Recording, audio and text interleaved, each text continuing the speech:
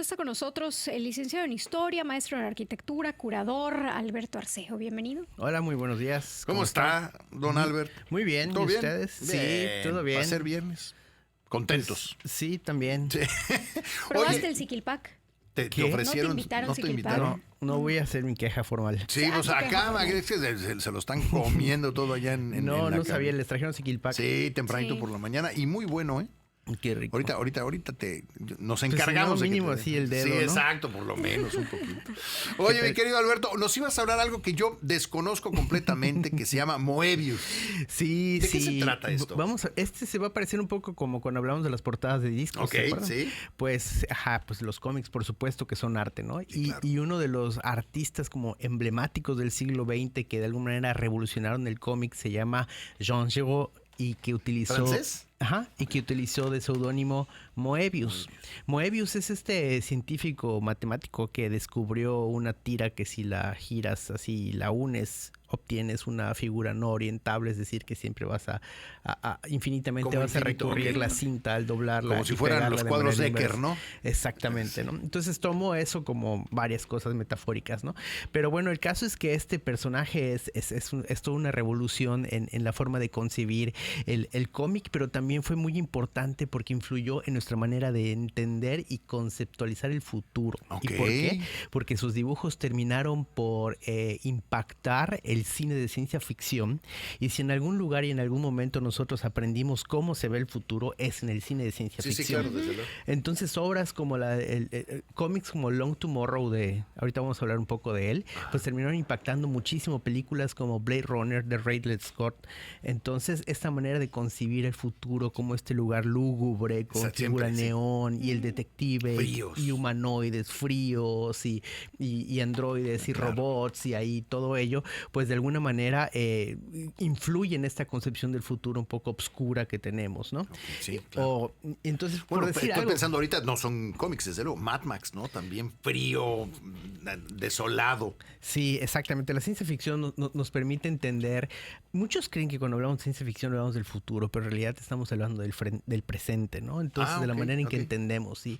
La ciencia ficción por mucho tiempo ha sido un género que ven por arriba del hombro, así. No, la ciencia ficción es para niños y para chavitos, ¿no? A ¿Y mí qué me es pasa esa mucho, No, muchas hombre. veces Y eso. la verdad es que la ciencia ficción es un género súper importante para entender nuestro tiempo, ¿no? Y estas nuevas narrativas que involucran la visión del futuro, el involucramiento de la tecnología, son géneros que nos permiten palpar desde la sensibilidad artística lo que pasa en el mundo realmente, ¿no? A mí me da la impresión que inventan cosas que...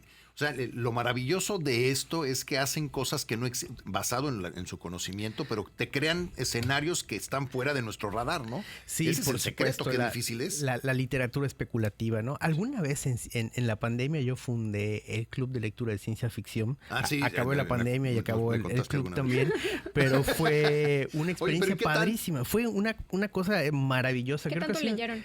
Leímos como 40 o 50 obras de la ciencia ficción, de la protociencia ficción, desde Frankenstein hasta artistas contemporáneos y muy importantes como Ted Chiang, y recorrimos la parte como qué interesante. más famosa de Ray Bradbury y de todos estos Ok. autores clásicos norteamericanos, rusos como Stanislav Lem y todos esos. Fue un viaje maravilloso del que aprendí muchísimo, ¿no? Y ahí me di cuenta que la ciencia ficción realmente es el género de nuestro tiempo, ¿no? Ok. Y era muy padre porque invitábamos a escritores, a Carlos Martín, a Rosel Quijano, Ok. a leer cada semana un libro con nosotros. ¿Y los comentaban y los todo? teníamos de invitados, sí, Ok. en cada sesión. Y ahí pues discutimos lo que era la ciencia ficción. Y debe ser complejo escribir ciencia ficción, ¿no? Porque yo creo que narrar, digo, no, ninguna de las dos es fácil, pero la narración debe ser totalmente diferente. Me imagino, digo, no sé escribir, pero... Sí, sí, pues es difícil escribir todo bien, ¿no? Escribir mal, pues es fácil Es bien escribir fácil. cualquier género, pero escribir bien, pues ha de ser terriblemente difícil y pues una forma de especular, tiene sus herramientas. Pero lo interesante igual de la ciencia ficción es cómo involucra esta narrativa con lo visual, porque al final terminas por construir mundos. Y algo que caracterizó a Moebius fue la construcción de estos mundos fantásticos, surrealistas, realistas y con este estilo muy definido que son estos colores saturados. Sí, exacto. Y esta forma de combinar los colores, ¿no? Y de crear atmósferas que nos transportan a otro mundo por completo, ¿no? ¿Es 90s? Moebius empieza a dibujar más o menos en los 60s, en los 70s es cuando ya pues logra pues hacer este proyecto que seguramente algunas personas recordarán cuando iban a roqueterías hace millones de años, encontrar una Ese sí es revista un viaje al pasado. que se llamaba Heavy Metal, se llama la revista, o Metal Hurlant en francés, porque él es francés, claro, ¿no? Que tenía estas historias súper bien, súper padres, dibujadas maravillosamente de ciencia ficción. Sí. Ahí fue el primer proyecto donde él empezó en Heavy Metal a hacer estas historias que ningún editor quería publicarles, ¿no? Y que se juntó con otros artistas y empezó a hacer estas cosas fantasiosas, ¿no? Okay. Y derivado de eso es que surgen realmente los proyectos importantes de Moebius que transformaron la manera de hacer cómic, ¿no? Desde sus perspectivas que eran muy complejas, es decir, no era el típico encuadre tradicional que hacía Stan Lee con Marvel, ¿no? Okay. Sino esta era una manera muy diferente de entender dónde poner el ojo para contar la historia, la saturación del color, la narrativa, que eran viajes, por ejemplo, El Incal, que es una obra muy famosa de Moebius que hizo junto con Alejandro Jodorowsky, el chileno que trabajó aquí en México.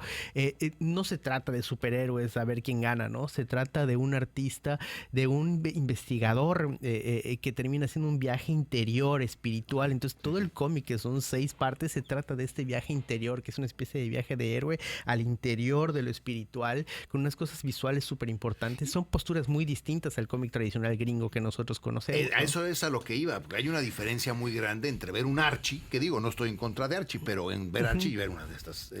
Por supuesto, esto está mucho más cercano al arte, ¿no? Sí, claro. Y bueno, por ejemplo, Moebius también fue parte de esto que está buenísimo. ¿Todavía vive?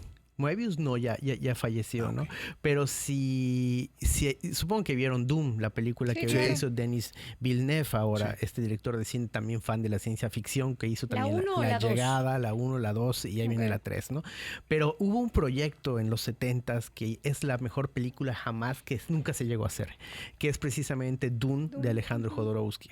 Hay un documental maravilloso en YouTube, si no tienen nada que hacer, yo le invito a las personas que están escuchando a que vean este documental que se llama Jodorowsky's Dune, o el Dune de Jodorowsky, que es todo este enorme proyecto de producción que hubo atrás de esta película que nunca se llevó a cabo. Pero lo interesante ahí están los storyboards, nos dicen. Sí, exactamente, es cómo invita a Moebius, entre ellos, a muchos artistas a desarrollar todo el diseño de arte, ¿no? Fue tan grande la producción que hubo detrás de esto que terminó convirtiéndose en otros proyectos como Blade Runner, como la película de Ridley Scott, como Alien, por ejemplo, ¿no? Como El Quinto Elemento.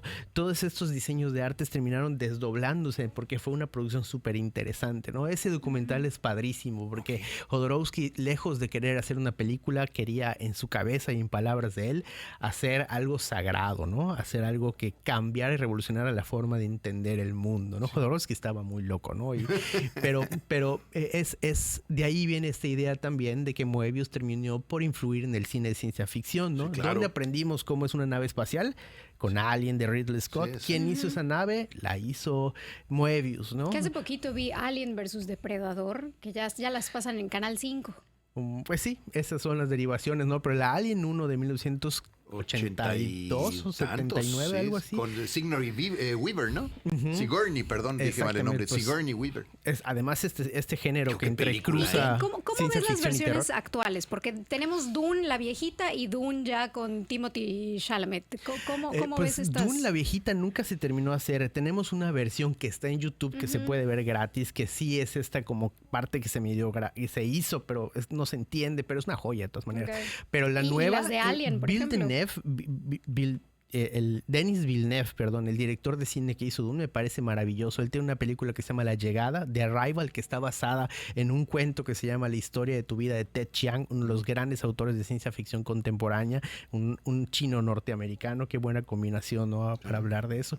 Me parece maravillosa la película, ¿no? Y me parece que Dune está muy padre también. Es que trabajar con Dune, la novela de Frank Herbert, es sumamente difícil porque es un libro maravilloso. Se escribió en el 68 y es una cosa súper compleja que entrecruza política, ciencia ficción. Es como ver El Padrino, pero en el espacio, ¿no? Okay. Es una space opera súper interesante que involucra temas ecológicos. Entonces, trabajar con un libro tan complejo y tan bien logrado es muy difícil, Sí, ¿no? claro, Entonces, siempre va a haber esta tensión entre la película y el libro, ¿no? Claro. O los libros, porque en realidad Sí, hay sí, unas claro. continuaciones ahí muy interesante. Fíjate que yo no sabía de Moebius y pues malamente porque le ha dado forma a muchas de las cosas que conocemos hoy como el espacio, el futuro y otros mundos, ¿no? Exactamente. Y estos cómics, a abrirlos y ver el diseño y los colores y una buena impresión es como una pequeña joya en realidad, ¿no? Sí, claro. Leer un cómic más que la historia en sí es entrecruce entre lo visual,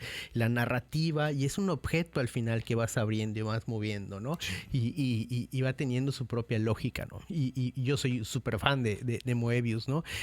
Recientemente, para igual voy a hacer otra recomendación. Sí, sí, claro, por favor. Para los que tienen Max, hay una serie que se llama Scavenger's Reign, que está padrísima, ¿no? Y que Scavengers Reign, ¿de qué trata? Okay. que son es estos personajes, es en el espacio, es una space opera. Space opera es este subgénero de la ciencia ficción que tienen que ver con estos viajes al espacio exterior, naves espaciales, otros mundos. Y bueno, ahí caen como en un mundo donde hay otro tipo de vida, con otro tipo de lógica en la vida, ¿no? Entonces hay unas cosas maravillosas y increíbles, ¿no? Como estos animales, plantas que crean los directores de arte, que tienen toda una vida instantánea. Entonces es un instante el que vive nada más, pero te lo cuento de una manera muy interesante porque está entrecruzada. Ahí está. Bien, la producción, como siempre. Esto que estamos viendo es Scavenger's Reign. Es esta serie muy buena que está en Max, que ha tenido... Creo que es muy pocas las piezas que en Rotten Tomatoes, esta página que está en internet, tiene 100%. Esta ¿En tiene serio? 100%. Tiene 10 animada. de 10 de 10 de 10, animada. Okay. ¿No?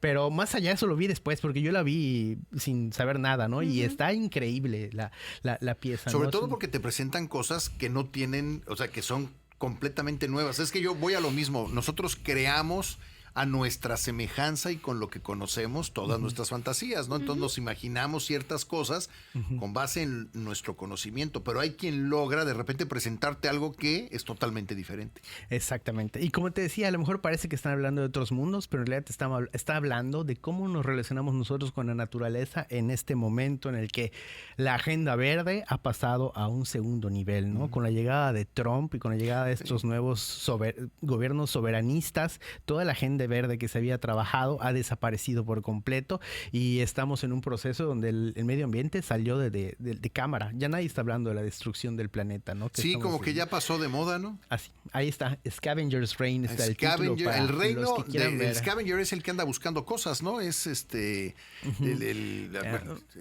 ¿Cómo lo traducimos? Como carroñero, sí, es como la gente, y más que carroñero, tal vez es la gente que va y empieza a mover cosas, como si fueras un pepenador. Exactamente. El reino de los acá, pepenadores. bueno, nos recomiendan, mejor dicho, Jorge Manzano dice, les recomiendo Cyberpunk, se llama Edge Runners, justo de lo que habla el maestro. Sí, el cyberpunk, así como el space opera es un subgénero, el cyberpunk es otro subgénero de la ciencia ficción, donde nos presentan un mundo oscuro, donde siempre hay dos personajes, ¿no?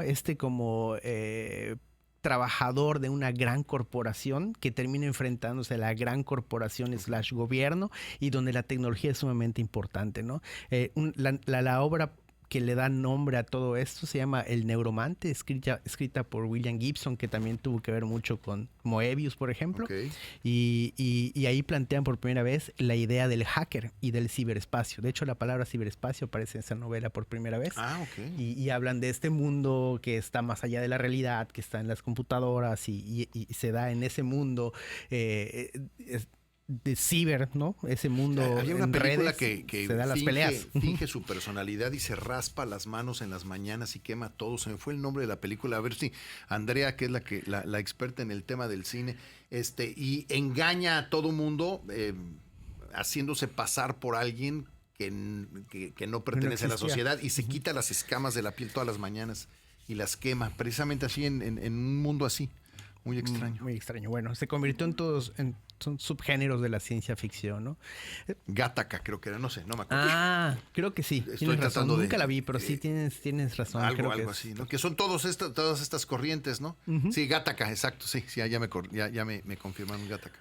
Pues sí. Oye, qué interesante, qué interesante. Ahora, ¿quién le da continuidad a esto? ¿Hay alguien que haya tomado la estafeta ahora que Moebius no existe y van para adelante? Sí, por supuesto, hay un montón de mero artistas Gattaca, muy buena la película. que siguen trabajando el tema de la ciencia ficción. Hay un China Melville, por ejemplo, es un autor contemporáneo de la ciencia ficción que tiene una novela que se llama La ciudad y la ciudad, que plantea algo muy interesante porque es una misma ciudad. Bueno, voy a hacer el mega spoiler, ¿no? Es una ciudad donde hay como que dos ciudades y no entiendes bien cuando vas leyendo qué sucede, ¿no? Y a medida que vas avanzando te das cuenta que son como dos países que comparten un mismo espacio. Madre. Y que hay dos tipos de ciudadano, uno de un país y otro país, y entonces tienen como reglas distintas. Entonces algunos de ellos tienen prohibido ver o sentir ciertas cosas, ¿no? Porque está en la ley. Bueno, pues ya ven que la ley ahora nos prohíbe ver ciertas cosas y decir ciertas cosas. Claro. Pues es llevar eso al extremo. La ciencia ficción lo que hace en gran medida es extrapolar o como exagerar ciertos aspectos que llevarlo nos permiten llevar al límite. Se llama el what if. O sea, ¿qué tal si pues Gastón... Si estuviera prohibido para unos hablar en español y para otros hablar, y estamos en la misma calle. En la misma banqueta, ¿no? Pero es interesante porque te lo cuentan primero por un lado y luego por otro, y sucede un tema que habita ambos mundos por unas cuestiones ahí, entonces te van mostrando. Y al final estás hablando de política, estás hablando de censura. O sea, parece que estás hablando del muro de Berlín. Exactamente, exactamente. Entonces lo digo porque la ciencia ficción, lejos de ser historias para niños, hablan de problemas políticos, problemas muy importantes de nuestra contemporaneidad, ¿no? Y los artistas que van llevando esto a lo visual, pues terminan por construir también el futuro, ¿no? Porque muchas veces desde la ciencia ficción se han construido no solo aparatos o han especulado aparatos que existen hoy en día, sino visualmente terminan por construir lo que será el futuro. Yo me acuerdo cuando Tom Cruise en una película tocó una pantalla y se abrió algo que yo decía, no, bueno, pero esto es como alucina, nunca va a pasar eso. Y unos años después estábamos con el iPhone. Sí. O en los 70s, Ursula K. Le Guin, un artista, una escritora maravillosa de ciencia ficción, pues adelanta el celular, ¿no? De la misma manera, de la misma forma, mucho antes de que se pensara siquiera, ¿no? Entonces siempre ha habido como estos tiros desde el presente hacia el futuro que termina haciéndose verdad. Y la verdad es que no puedes crear nada que no hayas imaginado primero. Exacto. Entonces muchos piensan que el artista sigue a la ciencia, pero muchas veces el científico sigue al artista, porque para crear algo tienes que imaginarlo primero. Qué maravilla. Alberto, como siempre, muchísimas gracias. Ya te trajeron tu ya se lo comió Viri, para que lo pruebes aquí, para que no nos regañe el público. Ahí tienes para que lo pruebes. En realidad fue la producción que dijo, de nosotros no van a estar hablando mal, no nos lo hemos comido. La producción nos quiso demostrar que no se lo acabaron. Y la verdad es que está muy bueno. Del 1 al 10, a mí me gusta muchísimo. Está muy bueno. Yo le puse 10. Aplausos. Nos están aplaudiendo. Hacia el final. Tiene ese que te lleva como a otro lado, como ese sabor que se extiende y luego cambia al final. Y luego cambia al final. Está muy bueno. ¿De dónde es? Bueno. Nos lo trajo Carito, es que está tomando un curso que se ganó aquí con nosotros para comida yucateca. Ah, ya con el chef, ¿no? Sí. Y entonces, entonces, bueno, lo hizo y la verdad es que nos gustó muchísimo, así que bueno. Ya dijimos que vamos a subir el reel de la receta. Sí, vamos a subir la receta, Carito. Dio toda la receta y todo para que lo hagamos, porque sí está muy bueno, está muy bueno. Felicidades, Caro. Alberto, como siempre, Arceo Alberto es como hay que buscarte, ¿no? Así que sígalo. Y bueno, pues nosotros nos vamos a ir un corte rápidamente y regresamos.